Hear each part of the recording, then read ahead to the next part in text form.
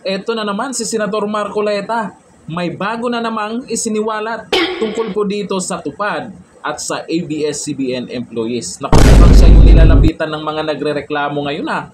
Bakit yung ibang senador nasaan na? O eto, panuorin po natin kung anong nangyayari po dyan tungkol sa tupad at kung anong balita sa mga empleyado dati ng ABS-CBN kung bakit mukhang may nagrereklamo na naman. O eto, panoorin natin ang video. Wala naman pong makikipagdebate doon sa present nyo. Meron naman pong talagang mga legitimate cases na nakatutulong po talaga yung tupad. Kagaya po ng mga ilan na inyong ipinakita sa ngayon. Ngunit palagi ko ay hindi natin magagamit siya pangkalahatan. Let's say it cannot probably represent a microcosm of the entire country. Sapagkat unang-una po ang tupad karaniwan ay tinatawid sa mga politiko na kagaya namin. Nung ako po ay nasa House of Representatives, ako po ay beneficiary rin ng tupad. At ayun nga, ang ginagawa po namin, namimili kami nung talagang karapat-dapat makatanggap ng ganitong mga tulong. Hindi ko po masasabi na yung mga kasama ko ganun ang ginagawa. Ang totoo niyan, itong 2025 po, bago ako mag-graduate sa 19th Congress, alam naman po ninyo na ako ay hindi na maganda yung turingan namin sa House of Representatives. Kaya pati po yung aking allotment sa tupad, tinanggal. Sa AIX, wala na rin. Lalong-lalo na yung AKAP, wala na rin. Kasi ganito pag politicize po ang isang pantulong dapat sa mga karaniwang mamamayan. Siguro po, Mr. Chair, ganito ang nangyari dahil maski na po yung COA, tinatanggap naman po niya na talaga pong nakatulong kayo. For example, in 2024, 26 billion ang inyong budget. Ang utilization niyo is 96%. Natulungan po niyo ay about 4.3 million na mahihirap na Pilipino. At kagaya po ng ipinakita niyo kanina, from 2022 to 2025, mga 13.5 million beneficiaries po ang natulungan niyo. Ngunit sabi ng COA sa kanyang pangkalahatan, however, sabi niya po, the propriety and or validity of the financial assistance granted to the beneficiaries could not be ascertained in NCR, CIR, Regions 1, 2, 4A, 4B, Region 8, and Region 9. Marami-rami rin po ito. Due to excessive payments or availments of 477 beneficiaries, amounting to 2.5 million, and most of these are incomplete and deficient documents. So, maganda po yung objectives ng tupad. Ngunit yung implementation po ay hindi natin gaanong mapangahawakan until and unless probably the department could present an impact or effectiveness assessment para masabi po natin nagkaroon talaga ng national transformation, kagaya po ng sinasabi ninyo. Alam po ninyo, kagaya po ng sinabi ko na kay Mr. Chair,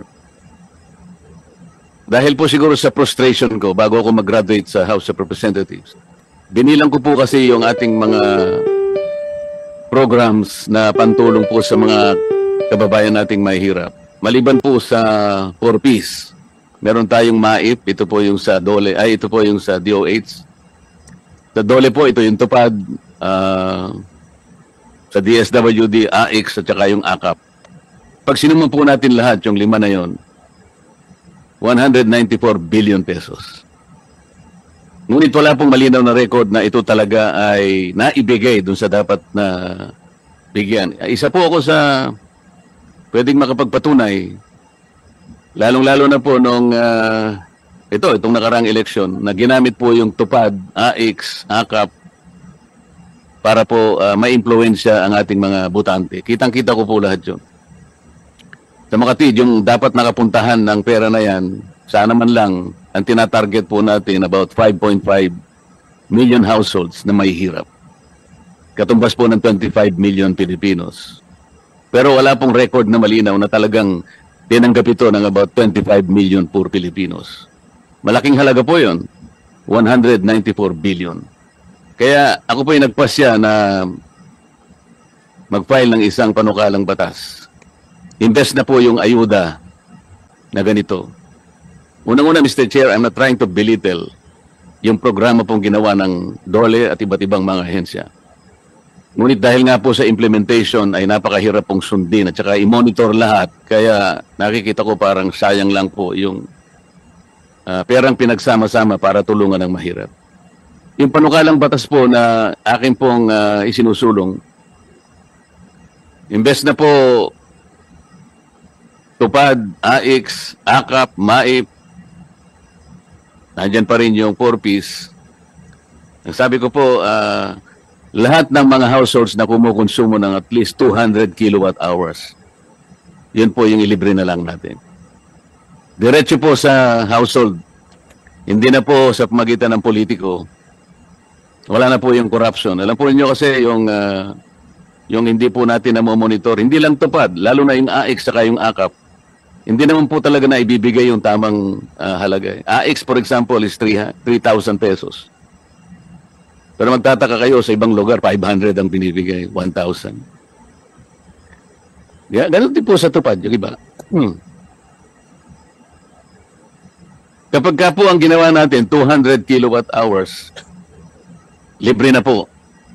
That will be about 2,000 to 2,500 up to 3,000 pesos per household. Wala na pong corruption kasi diretso sa kanila. Sa politiko naman, wala na makakapagpasikat. Kasi 2025, akala mo galing sa bulsa nila. Sayang po yung pera. Kinuwento ko po, ang matitipid natin siguro wala pang 100 billion kapag diretso na sa tao. At at least 200 kilowatt hours. So, yung 194, alaki po ng natipid natin. Gusto ko lang pong ipaalam sa inyo na I think that is the most practical alternative.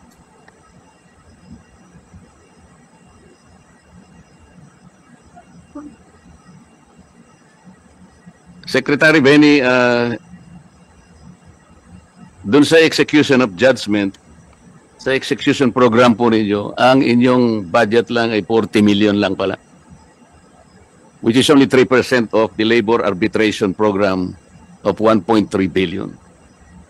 Hindi kaya po ito yung dahilan kung bakit napakababa po nung output indicators natin kung pag-uusapan ay percentage of rates of execution issued within 30 days, 11%.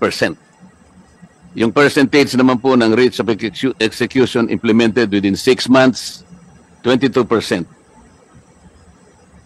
Napakaganda po ng output indicators po ninyo sa percentage of decisions affirmed by the higher courts, 97%. Ngunit mas maganda po ang magiging katuparan ng 97% na to kung sa execution, mas lalo po nating mapapatindi. Hindi po 11%, hindi 22%. Tsaka dito po sa inyong output indicator, Secretary, wala po ako nakikitang percentage of rates of execution not implemented during the last 5 years. Kasi pupunta na po ako doon sa pinakalundo ng aking gustong itanong sa inyo. Yung ABS-CBN labor cases po, ang DOLE made a statement 5 years ago that there were then 67 pending cases against ABS-CBN before the NLRC and various courts. Ano na po yung update dito, Mr. Secretary?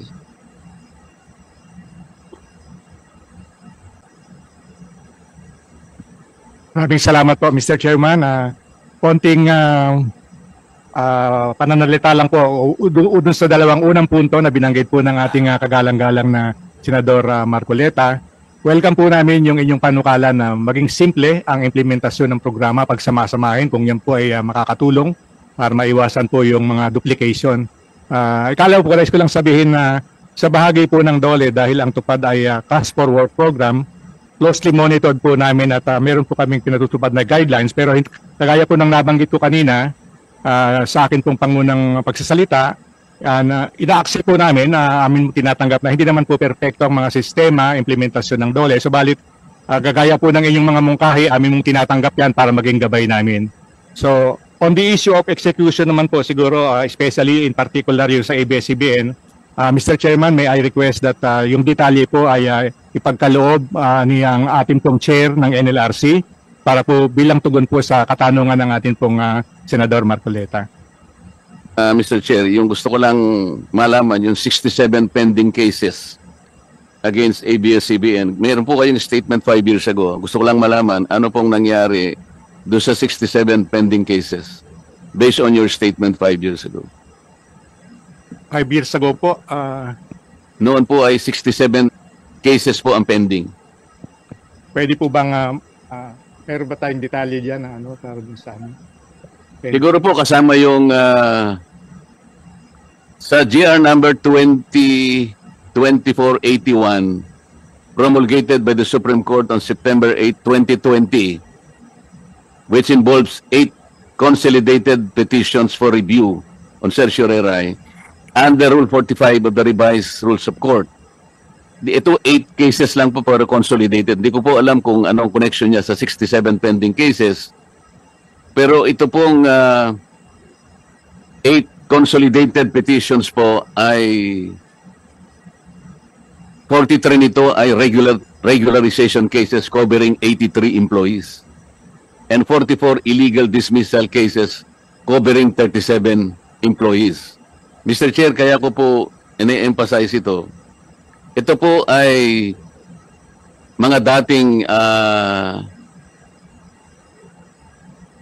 trabahador ng ABS-CBN na nakarating po hanggang sa Korte Suprema dahil sa kanilang mga kaso na isinampa laban sa ABS-CBN. Ang ABS-CBN po palagi nilang sinasabi na ang kanilang mga empleyado ay tinuturing nilang kapamilya. Ito pong mga kasong ito ay pinanalo nila. Ang Korte Suprema na po ang nagsabi na meron silang karapatan na nilabag ng ABS-CBN. Sa kabila ng kanilang pagsasabi na wala silang violation kahit ilan, kahit ano. Ganun po ang kanilang ipinamamarali sa ating lipunan. Na hanggang ngayon, ang inyong lingkod ay kanilang tinutuligsa na wala na raw akong ginawa kung hindi yung isara yung kanilang... hindi po ako nagsara sa kanila. Ang nagsara ay yung pong kanilang mga paglabag na napakarami na ayaw ko nang i-discuss sa kapulungan ito. Ito po yung ilang bahagi ng desisyon ng Korte Suprema. The employees who were illegally dismissed shall be reinstated to the work pool. They're likewise entitled to back wages. Pero ang karamihan po, Secretary, alam na natin, ayaw na nilang bumalik eh. Na-trauma na sila sa ABS-CBN. Kaya po yung kanilang inihingi na lang at ang kanilang mga records binalik na nga sa NLRC. And for the record, Mr. Chair, gusto ko pong malaman ang kapulungan and to the credit of the Secretary of Labor, kami pong dalawa sa nakaraang dalawang kongreso ay nag-uusap po. 18 Congress and 19 Congress. Nahiya na nga ako kuminsan na makipag-usap sa kanya dahil marami naman siyang trabaho rin. At minsan pinakiusap ko sa kanya, Mr. Chair, at alam ko, i-confirm niya to. Pwede ba ako, Mr. Secretary, yung mga text messages nitong mga empleyadong ito, pag nare-receive ko, kasi nga, sumasakit na rin ang dibdib ko, pwede bang i-pass on ko na lang sa'yo? Sabi kong gano'n. Pumayag naman po siya, Mr. Chair. At halos araw-araw, alam ko, siguro tinututukan niya rin. Ngunit talagang hindi ko po maintindihan eh. Total, nandito naman ng NLRC. And for the record also, Mr. Chair, siguro 2 beses po na nakaharap ko yung NLRC and bank. Una sa aking opisina sa Congress, pangalawa, nung nagkaroon na yata tayo ng pagkakataon dito sa Manila Hotel, Madam, dito rin sa isyong ito. ABS-CBN, kung talagang tinututuo nila yung kanilang pagtuturing ng kanilang mga empleyado ay kapamilya. Saan ka naman nakakita? Nakapamilya mo na nga, nanalo na nga sa korte. Pati ba naman yung pagkukwenta ng dapat mong ibalik sa kanila? Awarded na po ito eh. Kung ano-ano na po yung ginawa nilang mga pagdidelay, alam po ninyo yung iba namatay na eh. Ang iba po ay nagkasakit. Hanggang ngayon po eh. Tumatawag pa rin sila sa akin, madam. So, National Labor Relations Commission. Minsan po may nagbiro sa kanila, Mr. Chair. Sir, Sanya, pwede ba nating isuggest ka niya sa NLRC, palitan natin ang pangalan nila. Ano naman ka ako ipapalit natin? Sa palagay mo, pag pinalitan natin, bibilis ka ako yung pag-resolve ng problema nyo. Baka sakali po. O ano ipapalit natin? National Management Relations Commission. Kasi daw po, madam, mas makiling daw kayo sa ABS-CBN. Hindi naman ako naniniwala na ganun kayo. Alam ko ginagawa nyo rin ang tungkulin. But I think it is not good enough. Hanggang ngayon po kasi tumatawag pa sa akin. Medyo out of frustrations po siguro. Yung iba po, hindi ko na rin po itinutulay kay Secretary.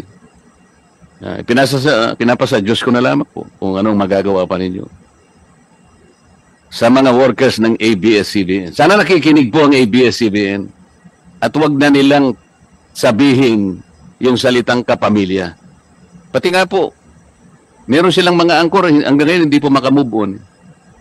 Meron silang mga angkor na hanggang ngayon hindi po sila naniniwala na ba't daw ako nanalo bilang isang senador. Kaya nakakita ng mga ganun. ABS-CBN po ito. Baka may gusto kayo pong isagot, mga dam. Magandang umaga. Gatchalian, with the permission of the Secretary of Labor, Sec Laguesma. Yung kung sinasabi niyo pong totoo po na kahit ako rin po ka-text po ng grupo ng ABS-CBN and ang hinandle po namin base doon sa desisyon ng Supreme Court na bumaba sa amin, we handled 18 cases po ito involving 104 complainants. Sa 18 cases po, 10 doon ay tapos na, close and terminated.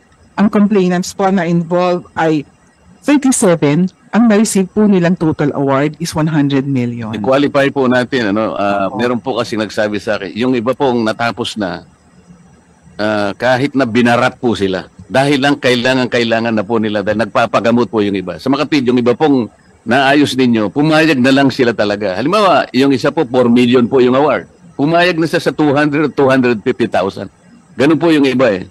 Kaya gusto ko lang pong i-emphasize kung gaano ang ginagawa ng ABS-CBN na paraan para lamang hanggang ngayon ay hindi makuha ng kanyang mga dating kapamilya, dating nagsilbi sa kanila, na ngayon ay nagpapanggap sila na akala mo sila ang tagapagtanggol ng mga Pilipino, lalong-lalo na sa karapatan. Hindi po. Kailangan pong malaman ng buong mamamayang Pilipino kung sino sila. Alisin na yung maskara ng kanilang mga mukha. Yes, ma'am. Please continue.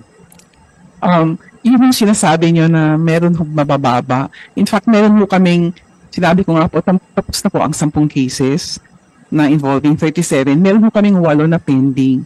Sa 8 na pending ho, merong award na nasa amin na yung pera, pero ho, ayaw tanggapin ng complainants because they elevated the case sa Court of Appeals. Ito po siguro yung medyo mahaba ang tise na sige, hintayin ko yung kaso, gusto ko makuha yung talagang siguro po, na para ko nang nahihinuha, kaya ayaw, kasi pera na po ito, di ba? Bakit po kaya ayaw nilang tanggapin? Hindi ho, siguro sila satisfied sa amount. They're questioning the computation po. Po ninyo yung diferensya ng amount eh. Kayo po siguro, kayo man ang nasa kalagayan nila, baka hindi rin nyo po tanggapin. Ano po? Opo, naintindihan po natin yan. Kaya nga po, yung iba naman po sa 8, I think 5 sa kanila. Kasi sa 8 cases na yun, ang involved po doon ay 77 workers eh. Sa 77 workers po, ang natanggap na ho nila ay 98 million. Pero ho, merong 2 set of complainants na 9 na workers na yun po inakyat nga po sa Court of Appeals. Kasi ayaw nilang tanggapin yung na-award sa kanila. Yun po ang status ngayon. But we have 2 cases na undergoing execution. Ito yung medyo malaki pa, meron pang 45 million. But ang ginawa lang po din ng aming, na-mention po kanina yung mababa yung aming execution.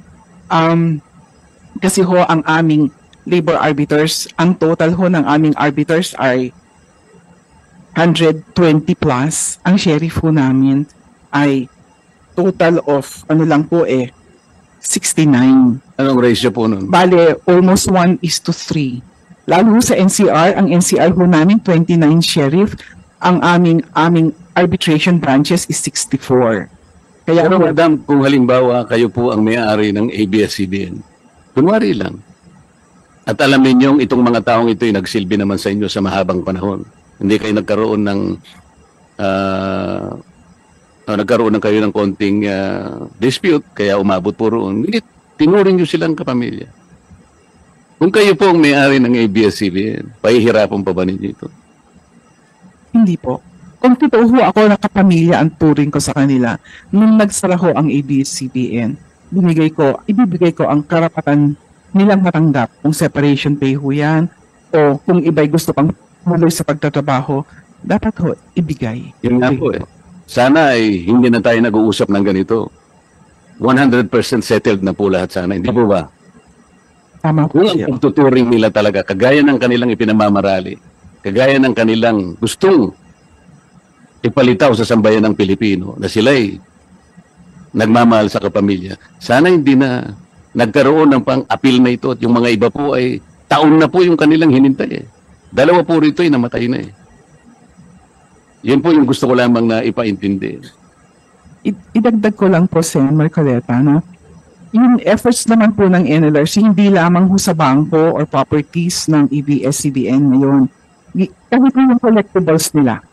For example, sa advertisements po, nag-garnish na po kami sa Jollibee receivables at saka yung sa Unilever, and we were able to garnish, I think, 48 million sa receivables. So, ganun ang gagawin namin, ginagawa naming track para mas Monitor ko po ang ginagawa ninyo. Ako pinasasalamatan ko po. Lahat ginagawa nyo talaga.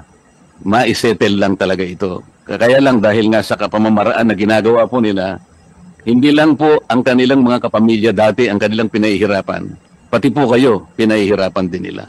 At ang buong pamilya ng Dole ay ganun ang nangyayari. Sana po yung mga employers natin ay magkaroon ng magising sana sila sa katotohanan na hindi ka naman lalaking ganyan kung hindi sa tulong ng mga manggagawa mo. Dapat ibigay mo sa manggagawa ang ganang para sa kanila.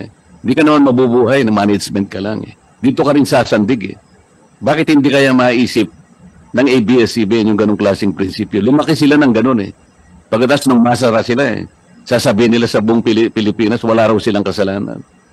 Marami po silang kasalanan, madam. Kagaya po ng pinag-uusapan natin ngayon. So salamat po.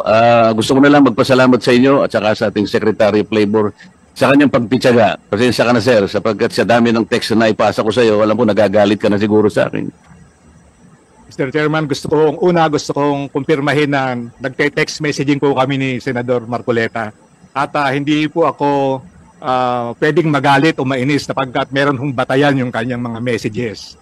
At kinakailangan po talaga na kami na naninilbihan sa pamahalaan ay tumugon doon po sa pangangailangan, lalo na ang tinutulungan po, yun naman pong merong legitimate na karaingan. At yun naman po yung direksyon na pinagtulungan po namin ni Senador Marcoleta. At kung siya po ay nawiwindang ang puso at nalulungkot, I share that kind of a sentiment po.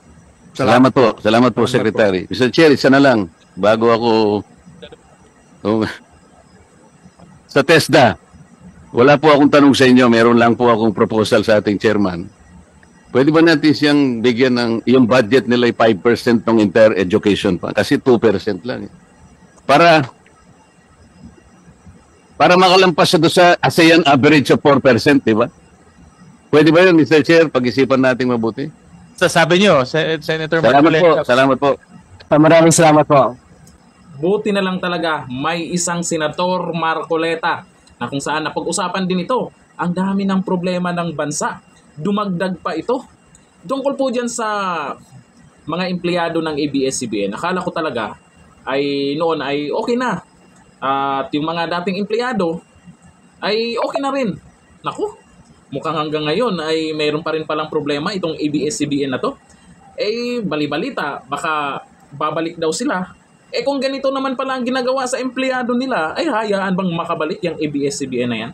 Tapos yung ibang mga galit kay Senator Marcoleta, ang ginagawa nila, pinipersonal na. Bakit daw masyadong seryoso si Senator Marcoleta? Nilalait na nila. Ano naman yung mga senador nyo? May ginawa ba sila? Bakit yung ibang senador ay hindi nilalapitan ng mga taong nagrereklamo na yan? Bakit kay Senator Marcoleta sila nagtitiwala? Alam naman natin, pag si Senator Marcoleta dyan sa Senate hearing, maraming alam na batas yan.